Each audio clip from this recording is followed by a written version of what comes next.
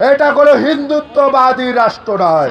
বাংলার জমিনে প্রকাশ্যে মূর্তি নির্মাণ হবে না, হবে না, হবে না। যদি আর একবার আল্লাহর নবী সাল্লাল্লাহু আলাইহি সাল্লামকে নিয়ে কটূক্তি করা হয়, সরকারকে বলবো বাইতুল মুকাররমে সবার সামনে প্রকাশ্যে ফাঁসির ব্যবস্থা করে। নরেন্দ্র মোদীর বাপের জমিন নয়, কোন শেখ মুজিবের জমিন নয়। এই জমিন হচ্ছে শাহজালাল ইয়ামিনের জমিন, এই জমিন শাহপরানের জমিন, এই জমিন হাজী শরীয়তুল্লাহর জমিন। এই জমিনে বলগার নাস্তিকরা আল্লাহর নবী সাল্লাল্লাহু আলাইহি সাল্লামকে নিয়ে কটূক্তি করতে পারে না।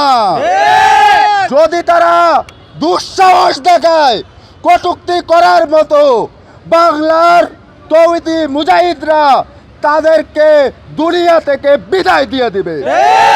যদি আর একবার আল্লাহর নবী সাল্লাল্লাহু আলাইহি সাল্লামকে নিয়ে কটূক্তি করা হয়, আমি বাংলাদেশের সরকারকে বলবো জুমার নামাজের পরে বাইতুল মুকাররমে সবার সামনে প্রকাশ্যে ফাঁসির ব্যবস্থা করে। যদি আপনি না করতে পারেন, আল্লাহর কসম বাংলাদেশ থেকে যুবক মুজাহিদরা ওই বলগার, ওই নাস্তিক, ওই কাফেরদেরকে শেষ করে দিবে। আমি আরেকটা কথা বলতে চাই, এটা মুসলিম দেশ, এটা কোনো ইহুদি রাষ্ট্র নয়, এটা কোনো হিন্দুত্ববাদী রাষ্ট্র নয়। বাংলার জমিনে প্রকাশ্যে মূর্তি নির্মাণ হবে না, হবে না, হবে না।